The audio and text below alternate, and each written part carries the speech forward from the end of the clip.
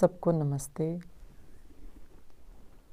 अनादि पर ब्रह्म वह परम पिता परमात्मा का स्वरूप क्या है, वह क्या क्या करता है और उसको व्यक्ति जानने के बाद कहाँ पर उसकी गति होती है, क्या उसको मिलता है, इसी बारे में चर्चा चल रही है। तो इसी प्रसंग को आगे बढ़ाते हुए श्लोक में कहा है, अविभक्तं च भूतेषु विभक्तम इव च स्थितम भूत भर्तृ च तज्ज्ञेयं ग्रसीणु प्रभविष्णु च।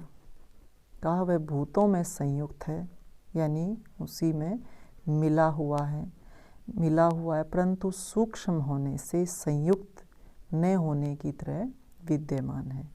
कि जो चीज़ ऐसी लगती है एक जैसी होती है, ऐसा लगता है जैसे इकट्ठी है, परंतु एक चीज़ अति सूक्ष्म है तो वह उससे अलग हो जाती है। कि ऐसा भी लगता है कि सभी प्राणियों में, सभी भूतों में, चाहे सूक्ष्म भूत हैं चाहे स्थूल भूत हैं, क्योंकि उसी की शक्ति जो है वह काम करती है, क्योंकि गति वह परमपिता परमात्मा ही देता है। तो कहा जब गति देता है ऐसा लगता है कि जैसे उसी में वह समाया हुआ है, परंतु जब सूक्ष्म तरीके से देखा जाता है, सूक्ष्म अति सूक्ष्म होने से वह इन भूतों से अलग होता है, क्योंकि ये जो भूत हैं ये त्रिगुणात्मक हैं और वह परमपिता परमात्मा इन गुणों से रहित है। तो वह विद्यमान तो होता है, वर्तमान तो होता है, परंतु वह उनसे अलग है। और उसे जो है कैसे जानना चाहिए कि वही जो है सबका पालन करने वाला है, वही जो है सबको उत्पन्न करने वाला है और वही जो है प्रलय करने वाला है।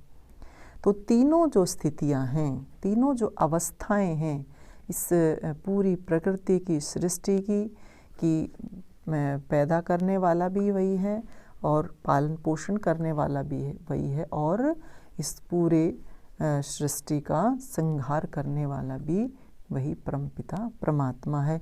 इसी रूप में उसको जानना चाहिए। और आगे क्या कहा, ज्योतिषाम अपि तज्ज्योतिस्तमसः परम उच्यते ज्ञानम ज्ञेयं ज्ञानगम्यं च हृदि स्वस्याधिष्ठितम्। कहा तमोगुण से वह प्रकाशों का भी प्रकाश है। अब देखिए जितनी भी चीज़ें प्रकाशित होती हुई आपको दिखाई देंगी, कहा ज्योतियों की भी ज्योति परम ज्योति वह है, चाहे सूर्य है, आकाश है, सूर्य है, चंद्रमा है, तारे हैं, ग्रह नक्षत्र, ये कहा जितनी भी चीज़ें आपको दिखाई देंगी, जो प्रकाश दिखाई देता है, कहा वह प्रकाशों का भी प्रकाश वह परमपिता परमात्मा है। और कहा कि वह जो है तमोगुण से परे होता है, क्योंकि जितने भी प्राकृतिक जितनी भी चीज़ें प्रकाश देने वाली होती हैं, वहाँ पर जहाँ प्रकाश होता है दूसरे कोने में जहाँ होते हैं, जहाँ वे विद्यमान हैं वहाँ पर प्रकाश होता है, परंतु दूसरे कोने में अंधकार भी होता है। तो कहा कि वह परमपिता परमात्मा तो ऐसा है कि जहाँ अंधकार का नामो निशान भी नहीं होता। कहा वही ज्ञान का विषय है और वही ज्ञान से प्राप्त होने वाला है। और कहा वह सबके हृदय में विद्यमान है, सबके हृदय को प्रकाशित करने वाला है। अब आप देखिए यह जो अंधकार है ये किसके कारण है, कहा अज्ञान के कारण जो अंधकार है वह उस प्रकाश को दबाए रहता है। और ये अज्ञान का अंधकार हमारे अंदर कब भरता है, जब हम राग द्वेष और इस प्रकार के सांसारिक विकारों से ग्रस्त रहते हैं। कहा ये हमारे हृदय में विद्यमान है, हमें बाहर जाने की आवश्यकता नहीं है कि हम बाहर कहीं ढूंढें उस परमपिता परमात्मा को। वह ज्योत, वह परम ज्योति, वह प्रकाशों का भी प्रकाश वो है हमारे हृदय में विद्यमान है, वही जानने के योग्य है, ये बताया है। और जिसके जानने के बाद किसी भी कोने में एक थोड़ा सा भी, बिल्कुल एक कण के रूप में भी कहीं भी जो है अंधकार शेष बचता नहीं है, वह प्रकाश हमारे हृदय में कर देता है।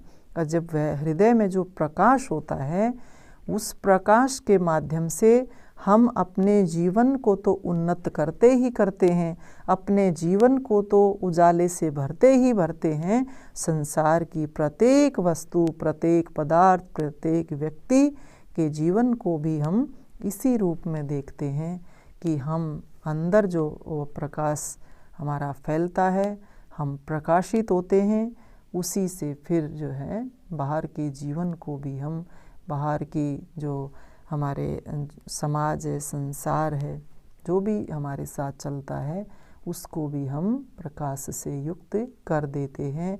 वह प्रकाश, वो ज्ञान का प्रकाश हमें किसी भी रूप में अज्ञान में फंसने नहीं देता है, किसी भी प्रकार से हमें अविवेक में रहने नहीं देता है। और जो जितने भी प्रलोभन दुनिया में दिखते हैं, संसार में दिखते हैं, उन प्रलोभनों से वह हमें हटा लेता है। क्योंकि हमें जब सत्य का ज्ञान हो जाता है तो फिर हम उधर अपने कभी भी जो है आकृष्ट नहीं होते, कभी भी आकर्षित नहीं होते। तो उसी को जानना हमारे लिए आवश्यक है, जो हमारे हृदय में प्रकाश के रूप में विद्यमान है। उस प्रकाश को हम तभी पाएंगे जब हम अज्ञान से मुक्त हो जाएंगे। तो जीवन का उद्देश्य यही लेकर के हमें चलना है कि उस प्रकाश को अपने अंदर विद्यमान रखना है, अपने जीवन को प्रकाशित करना है। तो इस रूप में योगेश्वर श्री कृष्ण अर्जुन को समझा रहे हैं कि उस परमपिता परमात्मा के इस स्वरूप को जानते हुए ही हमें उसकी भक्ति करनी है, हमें उस योग मार्ग पर चलना है। जब ये गुण अपने जीवन में धारण करेंगे तो हम अपने योग के पथ से कभी भी विचलित नहीं होंगे, लक्ष्य को प्राप्त कर ही जाएंगे। इन्हीं शुभकामनाओं के साथ आप सबका धन्यवाद। सबको नमस्ते।